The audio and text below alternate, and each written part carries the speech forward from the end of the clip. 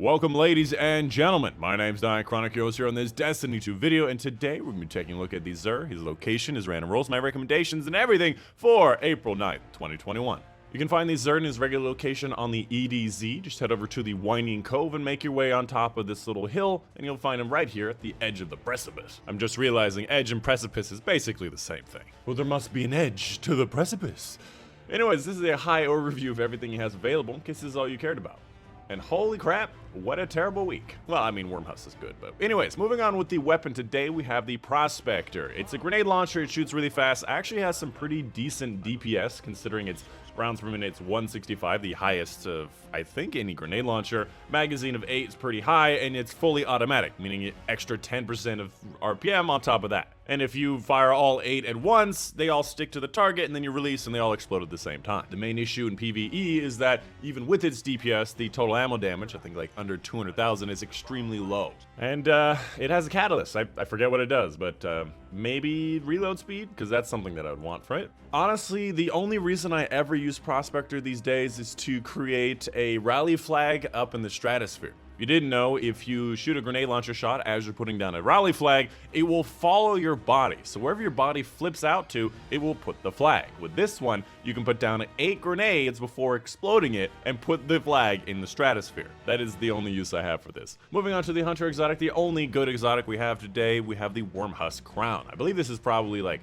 top 5, maybe top 10 for Hunter exotics, which is, you know, one of the videos that's coming up this weekend. And if you've never heard of it, dodging gives you a small bump in your health and your shields. From what I've noticed, it's about half. So whatever that full bar is, it gives you around half of that. It is still a very popular, very useful exotic for both aggressive and defensive players, although I would err on the side of defensive players, because if you want to be more aggressive, you have things like Dragon Shadow and Stompies and Bacchus. You have so many more options to do things in different ways. This is going to be the defensive player's option for Crucible pretty much all the time. Or at least what I would recommend.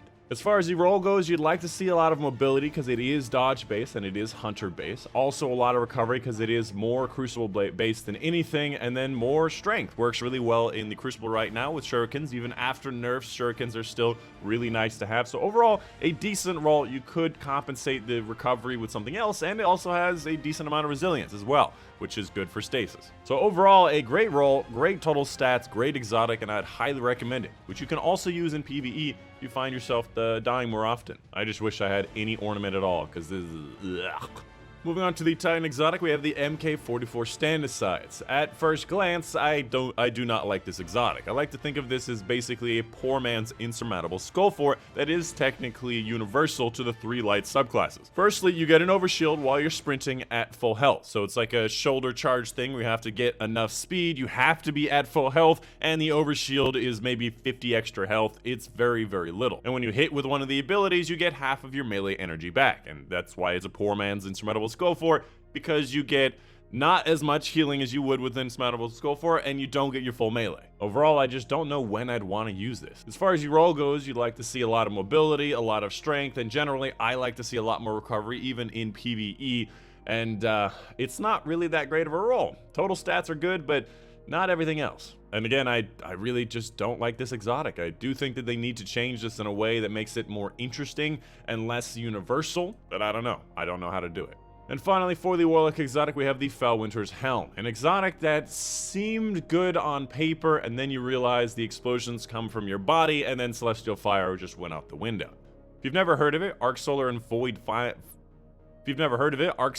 Void melee kills create a burst of energy that weaken nearby enemies. Again, the burst comes from your body, and finishers and kills against more powerful gives you a bigger and better explosion. Now, the reason why I say it's disappointing that it comes from your body is that imagine using Celestial Fire, you shoot your melee shot, and then that goes off near the target. You're much more likely to be hitting many more enemies from a safer distance. If you're in an area where you have 3 enemies around you, you're very likely to die, even with this. If the explosion came from your body, it may even trump Claws of Ankara for Celestial Fire gameplay. But to be honest, it feels more like a PvE exotic, even though it's not really that high ranked, because weakening enemies, making them take more damage, and putting a smoke bomb effect on their screen is something more worthwhile in my opinion than obviously the Severance Enclosure of the Titan, and maybe on a similar level as the Assassin's Cowl. As far as the roll goes, I guess you want more strength, recovery, mobility. Not really something that this thing has, but also total stats are pretty low, and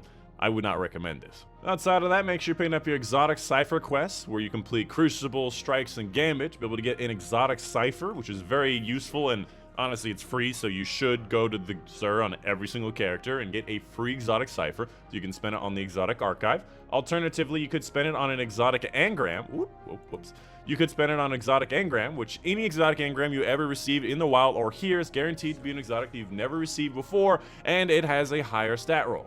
So if I go here, which is why I get it, I look over here at 59 is not very good, but sometimes you can come out with like a 65 or something higher. And if you are in the end game and you really are just trying to optimize every little thing and you have thousands, tens of thousands of legendary shards, just go to the Xur every single week and buy this thing. In the end, you're gonna get better stuff. But if you don't have a lot of legendary shards, I would not recommend it. And that is gonna be pretty much it. That is the end of the video. Let me know in the comments down below if you have any questions, concerns, tips, tricks, or if you just wanted to say, hi, I like Blue Jays, let me know in the comments down below. Also, come check out my live streams that I have right after these videos. We're gonna be doing some open lobby raids, probably some presage. I do need to finish off some of the little tablet things for the week, as well as get some pinnacle stuff. So come join us, twitch.tv/Dychronic.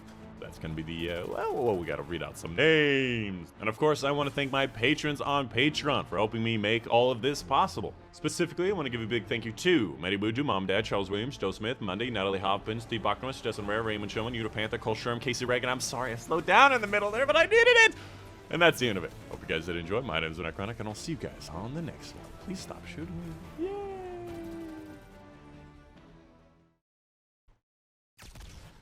Dango down. Missed him! Missed him! Push! Push! Oops.